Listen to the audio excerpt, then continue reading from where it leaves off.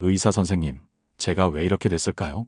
젊었을 때는 삼겹살 2근도 거뜬했는데 82세 김영수님의 목소리에는 당혹감이 가득했습니다. 진료실에 들어서는 순간부터 김영수님의 얼굴은 창백했고 손은 미세하게 떨리고 있었습니다. 2달 전 뇌경색 진단을 받은 후 하루아침에 오른쪽 팔다리가 불편해지셨다고 합니다. 이전에는 매주 2번씩 등산도 다니시고 손주들과 축구도 하실 정도로 건강하셨는데 말이죠. 검사 결과지를 보니 혈중 중성지방 수치가 380, 간 수치는 정상의 2배 이상, 뇌 MRI에서는 초기 경색 소견까지 나왔습니다. 병원에서는 약을 늘리자고 했지만 김영수님은 이미 아침 저녁으로 7가지 약을 복용 중이었습니다. 하지만 더 안타까운 건 이 모든 것이 단 한 가지 생활 습관의 변화만으로도 예방할 수 있었다는 사실입니다. 진료실 창밖으로 가을 햇살이 따스하게 들어왔습니다. 그 햇살처럼 따스한 미소로 김영수님의 손을 잡았습니다. 김영수님, 오늘부터 우리 함께 한 가지씩 바꿔보는 건 어떨까요?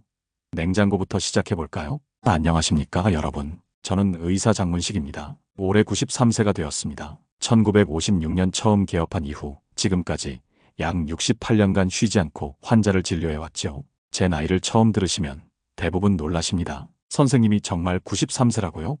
어떻게 그렇게 정정하세요? 사실 저도 20대 시절에는 담배를 피웠고 술도 꽤 했습니다. 40대 중반에는 고혈압 진단을 받기도 했죠. 하지만 의사로서 수많은 환자들의 건강이 어떻게 변화하는지 직접 목격하면서 제 자신의 생활 습관도 서서히 바꿔나갔습니다. 특히 식습관의 변화가 가장 컸고 그 중에서도 고기를 먹는 방식의 변화가 결정적이었다고 생각합니다. 이 영상은 끝까지 보셔야 전체 맥락을 정확히 이해하실 수 있으니 5분만 시간을 내어 함께 해주세요. 참고로 미리 말씀드리자면 다소 어려운 의학 용어가 나오는 경우 편안히 흘려들으셔도 이해에는 무리가 없으실 겁니다. 그리고 이 정보가 도움이 되실 것 같다면 구독과 좋아요 부탁드립니다. 여러분은 93세 노인이라고 하면 어떤 모습이 떠오르시나요?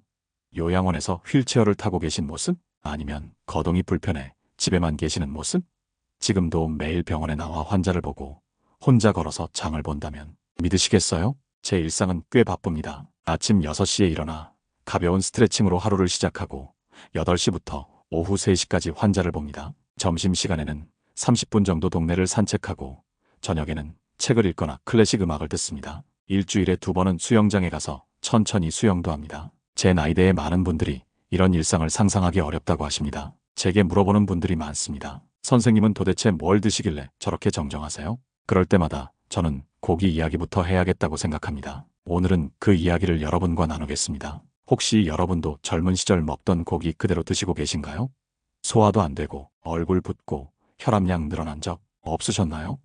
65세를 넘긴 많은 분들이 이런 증상을 경험하고 있지만 원인이 자신의 식탁 위에 있다는 사실은 모르십니다. 우리 몸은 나이가 들수록 변화합니다. 20대의 몸과 70대의 몸은 같은 사람이라도 전혀 다른 존재라고 봐야 합니다. 젊었을 때는 폭식을 해도 기름진 음식을 먹어도 소화가 잘 되었습니다. 술을 마셔도 간이 빠르게 해독했고 늦게 자도 금방 회복되었습니다. 하지만 65세 이후에는 모든 것이 달라집니다. 지난 겨울 82세 노모를 모시고 온 아들이 있었습니다. 어머니가 최근엔 고기만 드시면 속이 미식거리고 머리도 아프다고 하세요. 자세히 물어보니 그 어머님은 젊은 시절부터 아침마다 베이컨과 계란 프라이를 드셨고 일요일엔 양념 갈비를 즐겨 드셨다고 했죠. 50년 넘게 이어온 식습관이었습니다. 진료실에서 그 어르신은 제게 물으셨습니다. 그거 예전부터 즐겨 먹던 건데 뭐가 문제예요?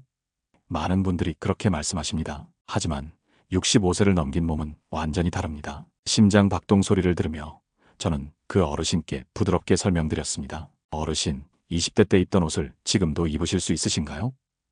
어르신은 웃으시며 고개를 저었습니다. 그럼요. 그땐 날씬했는데 지금은 다 작아서 못 입죠. 제가 다시 말씀드렸습니다. 그렇죠. 우리 몸은 겉모습만 변하는 것이 아니라 내부 장기도 모두 변합니다. 소화기관, 간, 심장, 혈관 모두 20대 때와는 다르게 작동하고 있어요. 젊었을 때 우리 몸은 강한 소화력과 해독 능력을 가지고 있었습니다. 20대 때는 밤새 술을 마셔도 다음날 멀쩡하게 출근할 수 있었던 것처럼요. 하지만 나이가 들면서 우리 몸의 모든 기관은 서서히 그 기능이 약해집니다. 특히 65세 이후에는 간의 해독 능력이 약 40% 정도 감소하고 위산 분비량도 30% 이상 줄어듭니다. 췌장에서 나오는 소화효소의 양도 현저히 줄어들죠. 가장 중요한 것은 혈관의 변화입니다. 나이가 들수록 혈관은 탄력을 잃고 경직됩니다. 젊은 시절에는 기름진 음식을 먹어도 혈관이 빠르게 대응하여 지방을 처리할 수 있었지만 나이든 혈관은 그런 능력이 떨어집니다. 마치 오래된 수도관에 기름을 부으면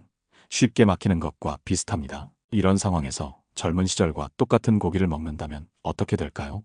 몸이 감당할 수 없는 부담이 생깁니다. 그리고 그 부담은 결국 혈관과 뇌, 심장의 문제로 이어집니다. 여러분이라면 어디서부터 시작하시겠어요? 냉장고 속 고기 점검해 보신 적 있으신가요? 저는 그 어르신에게 단 하나만 바꿔보자고 제안드렸습니다. 양념 갈비 대신 홍두깨살, 베이컨 대신 삶은 닭가슴살, 튀긴 돈가스 대신 오리백숙으로요. 처음에는 반신반의하셨습니다. 그냥 고기 종류만 바꾸는 건데 그게 뭐가 달라지나요? 하지만 약은 그대로 두고 식단만 바꾼 지 3개월 후 혈중 지방 수치는 절반으로 내려갔고 혈압약도 한 단계 줄일 수 있었습니다. 무엇보다 머리가 맑아졌다고 직접 말씀하셨어요. 그 어르신은 제게 감사 인사를 전하러 오셨을 때 이렇게 말씀하셨습니다. 선생님, 제가 몸이 가벼워진 것도 좋은데 머리가 맑아진 것이 더 좋아요. 요즘엔 손주들 이름도 헷갈리지 않고 텔레비전에서 본 내용도 또렷이 기억나요. 그 말씀을 들으며 저는 의사로서 큰 보람을 느꼈습니다. 많은 분들이 건강을 위해 비싼 영양제를 찾거나 최신 치료법을 찾아 헤매십니다. 하지만 가장 효과적인 치료는 때로는 가장 단순한 곳에 있습니다. 바로 여러분의 식탁 위에요. 특히 고기는 단백질의 중요한 공급원이지만 어떤 고기를 어떻게 먹느냐에 따라 독이 될 수도 약이 될 수도 있습니다. 오늘은 65세 이후 절대 피해야 할 고기 4가지와 꼭 먹어야 할 고기 4가지에 대해 말씀드리겠습니다. 이 지식 하나로 여러분의 혈관과 뇌, 심장을 지키실 수 있을 겁니다. 먼저 65세 이후 절대 피해야 할 고기 4가지를 알아보겠습니다. 첫 번째는 베이컨입니다. 베이컨은 아침 식사의 단골 메뉴죠. 바삭한 식감과 짭조름한 맛이 매력적이지만 베이컨에 들어있는 아질산 나트륨은 대장암 위험을 유의미하게 증가시킵니다. 세계보건기구에서는 베이컨과 같은 가공육을 담배와 같은 등급의 발암물질로 분류하고 있어요. 베이컨은 돼지고기를 염지하고 훈제하는 과정에서 아질산 나트륨을 첨가합니다. 이 물질은 고기의 색을 선명하게 유지하고 부패를 방지하는 역할을 하지만 체내에서 니트로사민이라는 발암물질로 변환될 수 있습니다. 특히 고온에서 조리할 때 이러한 변환이 더 활발하게 일어납니다. 저는 진료실에서 자주 환자분들께 물어봅니다. 베이컨은 어떻게 드세요?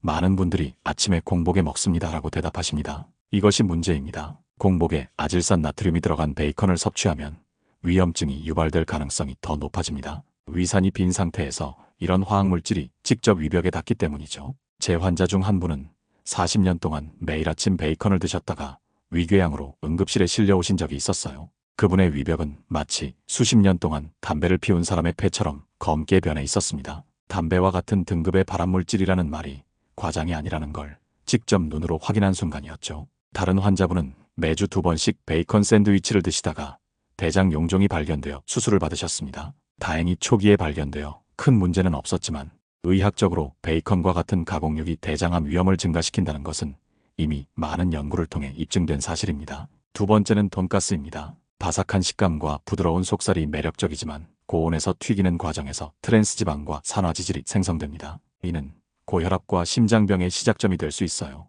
튀김 과정에서 기름이 고온에 노출되면 산화되고 이 산화된 기름이 체내에 들어가면 혈관 내벽에 염증을 일으킵니다. 염증이 생긴 혈관은 콜레스테롤이 쉽게 달라붙을 수 있는 상태가 되고 이는 결국 동맥경화로 이어집니다. 특히 65세 이후에는 콜레스테롤 대사 능력이 크게 저하됩니다. 젊었을 때는 하루 정도 걸리던 혈중 콜레스테롤 처리가 70대에는 3에서 4일까지 걸릴 수 있어요. 그 사이 혈관벽에 콜레스테롤이 쌓이면서 동맥경화가 진행되는 겁니다. 한 번에 돈가스가 문제가 되는 건 아닙니다. 하지만 주 2에서 3회 이상 지속적으로 드신다면 그건 마치 여러분의 혈관벽에 시한폭탄을 심어두는 것과 같아요. 겉은 바삭하지만 속은 폭탄입니다. 제 진료실에 오신 79세 남성 환자분은 일주일에 3번 이상 돈가스를 드셨습니다. 퇴직 후 요리를 배우셨는데 가장 자신 있는 요리가 돈가스였다고 합니다. 그런데 어느 날 갑자기 가슴 통증을 느끼셨고 검사 결과 관상동맥이 90% 이상 막혀 있었습니다.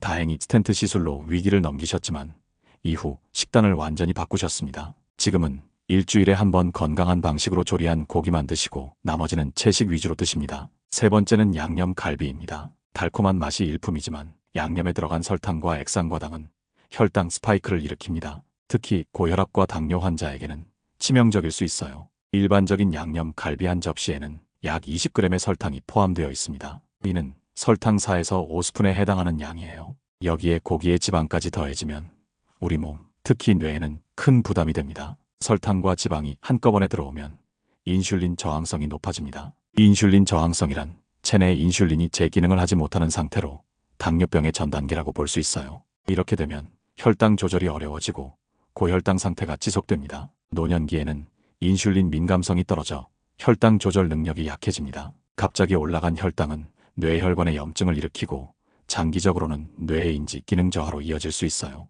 달콤한 고기가 뇌엔 쓰디쓰게 남는 이유입니다. 제가 10년 전에 만난 78세 강병철님은 매주 양념갈비를 즐겨 드셨습니다. 당시 혈당은 조절되고 있었지만 점차 인지 기능이 저하되기 시작했어요. MRI 검사 결과 미세혈관성 치매가 진행 중이었습니다. 양념갈비를 끊고 식이요법을 시작한 지 6개월 만에 인지 기능이 눈에 띄게 호전되었습니다.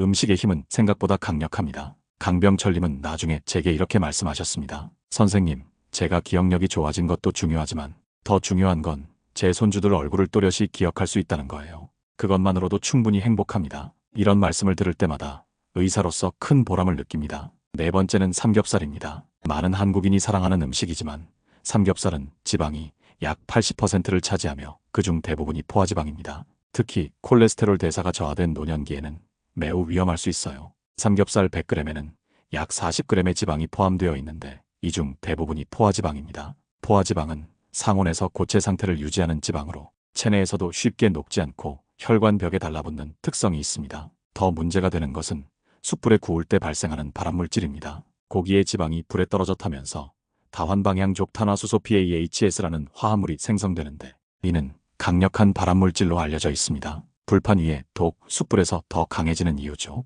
얼마 전 진료실에 오신 75세 이용수님은 주 3회 이상 삼겹살을 드셨습니다. 혈중 콜레스테롤 수치가 300 이상으로 매우 높았고 초음파 검사 결과 경동맥에 심각한 플라크가 형성되어 있었습니다. 이용수님은 삼겹살 대신 홍두깨살이나 안심으로 바꾸고 구이보다는 삶는 방식으로 조리법을 변경했습니다. 6개월 후 콜레스테롤 수치가 230으로 내려갔고 경동맥 협착도 다소 호전되었습니다. 85세 이상의 환자들을 진료하다 보면 한 가지 공통점을 발견하게 됩니다. 그분들 대부분은 삼겹살보다는 홍두깨살이나 등심 같은 기름기 적은 부위를 선호하신다는 점이에요. 오랜 세월 스스로 깨달은 지혜일지도 모릅니다. 이제 65세 이후 반드시 드셔야 할 고기 4가지를 알아보겠습니다. 첫 번째는 삶은 닭가슴살입니다. 고단백의 저지방으로 근감소를 예방하는 데 탁월합니다. 노년기에는 매년 1에서 2% 정도의 근육량이 감소하는데 이를 근감소증이라고 합니다. 근육이 줄어들면 기초대사량이 떨어지고 낙상 위험이 높아지며 당뇨병 발생 위험도 증가합니다. 닭가슴살 100g에는 약 31g의 단백질이 포함되어 있습니다. 이는 성인 하루 권장 단백질 섭취량의 절반 이상에 해당하는 양이에요. 또한 지방 함량은 3.6g으로 매우 낮습니다. 단백질은 근육을 유지하고 재생하는 데 필수적인 영양소이므로 노년기에는 더욱 적극적으로 섭취해야 합니다. 제 환자 중 김영희님은 70대 할머니셨는데 평소에 계단을 오르내리기도 힘들어 하셨습니다. 매일 삶은 닭가슴살 80g과 가벼운 운동을 병행하도록 권해드렸어요. 3개월 만에 김영희님은 계단을 오르기 시작했고 6개월 후에는 가볍게 산책도 하실 수 있게 되었습니다. 김영희님은 이렇게 말씀하셨습니다. 처음에는 매일 닭가슴살을 먹는 게 지루할 줄 알았어요. 하지만 여러 가지 방법으로 요리하니 전혀 질리지 않더라고요. 무엇보다 내 힘으로 계단을 오를 수 있다는 게 정말 행복해요. 닭가슴살은 조리법도 중요합니다. 튀기거나 기름에 볶는 것보다는 삶거나 찌는 것이 좋습니다. 오래 씹을수록 소화도 잘 되고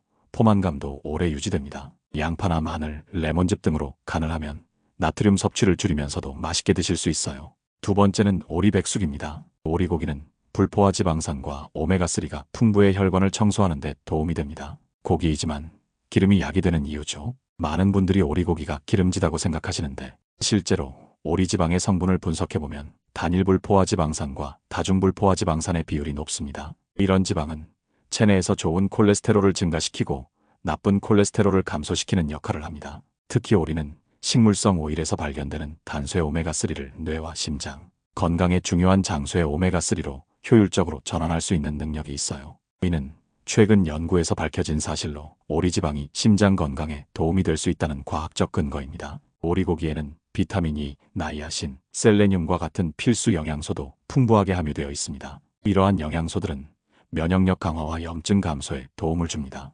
실제로 오리백숙을 정기적으로 드신 76세 환자분은 6개월 만에 혈중 중성지방이 30% 감소하고 좋은 콜레스테롤이 15% 증가하는 결과를 보였습니다. 의학적으로도 놀라운 변화였어요. 그 환자분은 나중에 제게 이렇게 말씀하셨습니다. 선생님, 처음에는 오리백숙이 익숙하지 않았어요. 하지만 지금은 일주일에 2번은 꼭 먹고 있어요. 몸이 가벼워지는 느낌이 들고 무엇보다 혈액 검사 결과가 좋아져서 약을 줄일 수 있다는 게 가장 큰 기쁨이에요. 오리백숙을 드실 때는 껍질은 제거하고 육질만 드시는 것이 좋습니다. 그리고 함께 들어가는 약재나 채소도 함께 드시면 영양 균형에 도움이 됩니다. 특히 인삼, 황기, 당귀 등의 약재는 혈액순환을 돕고 면역력을 높이는 데 효과적입니다. 오리백숙의 영양 밀도는 정말 놀랍습니다. 100g의 오리고기에는 약 19g의 단백질과 함께 철분, 아연, 셀레늄 등 필수 미네랄이 풍부하게 포함되어 있습니다. 특히 셀레늄은 강력한 항산화 물질로 노화를 늦추고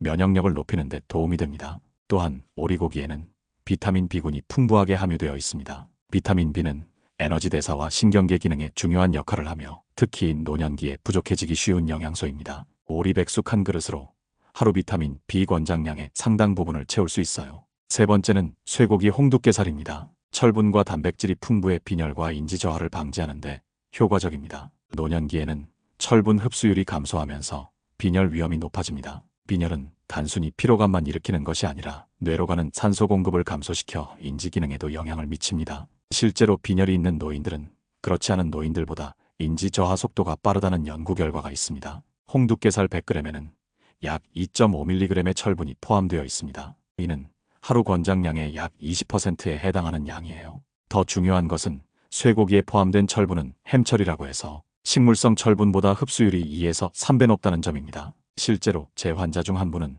혈색소 수치가 9.2로 심각한 빈혈 상태였습니다. 주 2회 홍두깨살을 섭취하도록 권한 결과 3개월 후 혈색소 수치가 11.8로 올라갔고 인지 기능도 크게 향상되었어요. 그 환자분은 빈혈 때문에 항상 피곤해하고 어지러움을 호소했습니다. 하지만 철분이 풍부한 홍두깨살을 규칙적으로 섭취하면서 활력을 되찾았습니다. 선생님, 요즘은 아침에 일어나면 머리가 맑아요. 전에는 항상 안개 속에 있는 것 같았는데 이제는 세상이 선명하게 보여요. 라고 말씀하셨습니다. 홍두깨살은 단백질 함량이 높고 지방 함량이 낮은 부위입니다. 하지만 소화력이 약한 노인분들은 너무 큰 덩어리로 드시기보다는 잘게 썰어서 충분히 씹은 후 드시는 것이 좋습니다. 소화 효소가 고기에 더 효과적으로 작용할 수 있기 때문이죠. 또한 홍두깨살을 조리할 때는 고온에서 짧게 구워내는 것이 좋습니다. 이렇게 하면 육즙이 빠져나가지 않고 영양소 손실도 최소화할 수 있어요. 간을 할 때는 소금보다는 후추나 허브를 사용하여 나트륨 섭취를 줄이는 것이 좋습니다. 홍두깨살에는 철분 외에도 아연, 셀레늄, 비타민 B12 등 다양한 필수 영양소가 포함되어 있습니다. 특히 비타민 B12는 식물성 식품에는 거의 포함되어 있지 않아 채식 위주의 식단을 하는 분들에게 부족하기 쉬운 영양소입니다. 비타민 B12 결핍은 신경 손상과 인지 저하를 일으킬 수 있으므로 홍두깨살과 같은 양질의 동물성 단백질을 적절히 섭취하는 것이 중요합니다. 네 번째는 고등어입니다. DHA와 EPA가 풍부해 치매 예방에 도움이 됩니다. 고등어는 흔히 바다의 영양창고라고 불립니다. 100g의 고등어에는 약 2.5g의 오메가3 지방산이 포함되어 있는데 이는 연어보다도 높은 수치입니다. 오메가3 지방산 중에서도 DHA는 뇌세포막의 주요 구성 성분으로 신경세포 간 신호 전달을 원활하게 하고 염증을 줄이는 역할을 합니다. DHA는 뇌 건강에 매우 중요한 영양소입니다. 뇌의 60% 이상이 지방으로 구성되어 있는데 그중 DHA가 상당 부분을 차지합니다.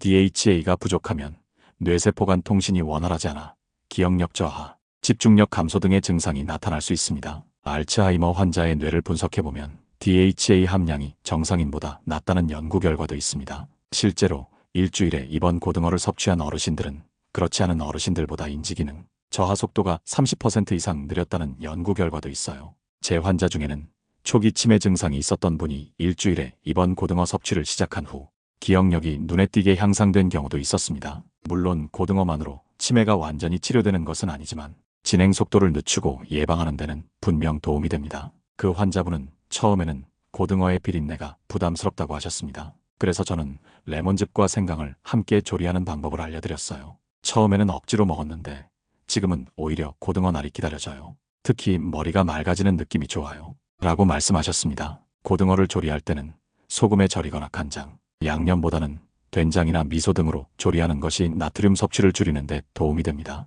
또한 구이보다는 찜이나 조림으로 조리하면 오메가3 지방산의 손실을 최소화할 수 있어요. 고등어에는 오메가3 외에도 비타민 D가 풍부하게 포함되어 있습니다. 비타민 D는 칼슘 흡수를 돕고 면역력을 강화하는 역할을 하며 특히 실내 생활이 많은 노인들에게 부족하기 쉬운 영양소입니다. 100g의 고등어로 하루 비타민 D 권장량의 50% 이상을 섭취할 수 있습니다. 이제 오늘 말씀드린 내용을 정리하겠습니다. 65세 이후 절대 피해야 할 고기 4가지는 베이컨, 돈가스, 양념갈비, 삼겹살입니다. 이들은 모두 아질산 나트륨, 트랜스지방, 과도한 당분과 포화지방을 함유하고 있어 노년기 건강에 해롭습니다. 베이컨은 아질산 나트륨 때문에 대장암 위험을 높이고 돈가스는 트랜스지방으로 심장병 위험을 증가시킵니다. 양념갈비는 과도한 당분으로 인지기능 저하를 일으킬 수 있으며 삼겹살은 포화지방과 발암물질로 혈관 건강을 해칩니다. 반면 65세 이후 반드시 드셔야 할 고기 4가지는 삶은 닭가슴살, 오리백숙, 홍두깨살, 고등어입니다. 이들은 고단백, 불포화지방산, 철분, DHA, EPA 등이 풍부해 근감소 예방, 혈관, 건강, 빈혈 예방, 치매 예방에 도움이 됩니다. 삶은 닭가슴살은 고단백 저지방으로 근감소를 예방하고 오리백숙은 불포화지방산과 오메가3로 혈관 건강을 돕습니다. 홍두깨살은 철분과 단백질로 빈혈과 인지저하를 예방하며 고등어는 DHA, EPA로 뇌 건강을 지켜줍니다. 당신은 오늘 어떤 한 가지를 바꿔보시겠습니까? 지금 시작하면 내년 이맘때쯤 어떤 삶을 살고 있을까요? 저는 종종 환자분들께 이런 질문을 드립니다. 10년 후에도 지금처럼 살고 싶으신가요? 대부분의 분들이 아니요. 더 건강하게 살고 싶어요. 라고 대답하십니다. 하지만 그 더 건강한 삶을 위해 지금 무엇을 하고 계신가요? 건강한 노년은 하루아침에 만들어지는 것이 아닙니다. 매일의 작은 선택들이 모여 10년 후에 우리 모습을 결정합니다. 특히 식탁 위의 선택은 그 어떤 것보다 중요합니다. 고기를 끊으라는 게 아닙니다. 65세 이후의 고기는 무엇을 어떻게 먹느냐가 생명을 가릅니다. 약보다 먼저 바꿔야 할 건 식단이고 냉장고 속 고기 하나만 바꿔도 여러분의 혈관, 뇌, 심장이 달라집니다. 제 진료실에 오시는 분들 중에는 이제 와서 뭘 바꿔봤자 소용없지 않을까요?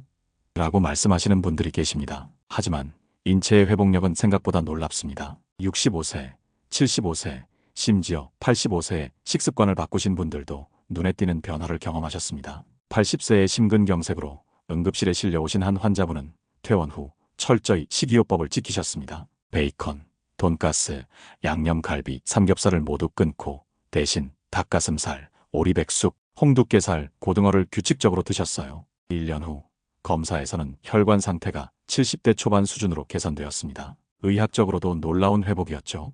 93세인 제가 아직도 진료를 계속할 수 있는 것도 20년 전부터 오늘 말씀드린 원칙을 지켜왔기 때문이라고 생각합니다. 물론 유전적 요소도 있겠지만 식습관의 힘은 유전자보다 강할 때가 많습니다. 처음부터 완벽하게 모든 것을 바꾸려고 하지 마세요. 오늘 저녁 식사에서 하나만 바꿔보세요. 베이컨 대신 닭가슴살, 갈비 대신 구운 쇠고기. 이 작은 실천이 당신의 수명을 바꿉니다. 제 환자 중 한 분은 매주 일요일 아침 베이컨 프라이를 즐기셨습니다. 저는 그분께 완전히 끊으라고 하지 않았어요. 대신 주 1회로 줄이고 나머지 날에는 삶은 계란이나 닭가슴살로 대체하도록 권했습니다. 그 작은 변화만으로도 6개월 후 혈중 콜레스테롤 수치가 30포인트 낮아졌습니다. 다른 환자분은 매일 저녁 고기를 드셨는데 일주일에 3일은 생선 특히 고등어로 바꾸도록 제안드렸습니다. 1년 후 인지기능 검사에서 눈에 띄게 향상된 결과를 보였습니다. 본인도 머리가 맑아졌다고 느끼셨죠? 이런 작은 변화들이 모여 큰 차이를 만듭니다. 그리고 그 차이는 단순히 수명을 연장하는 것이 아니라 삶의 질을 높이는 것입니다.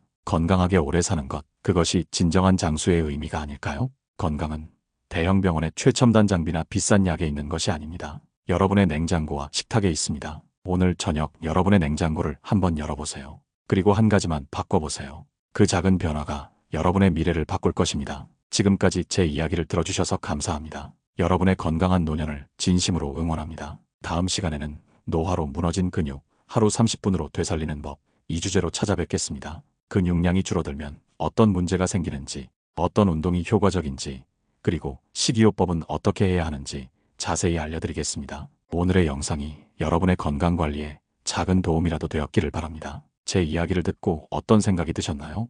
혹시 이 정보가 도움이 될 만한 주변 분들이 계신다면 이 영상을 공유해주세요. 구독과 좋아요도 잊지 말아주세요. 행복한 하루 되시길 바랍니다. 감사합니다.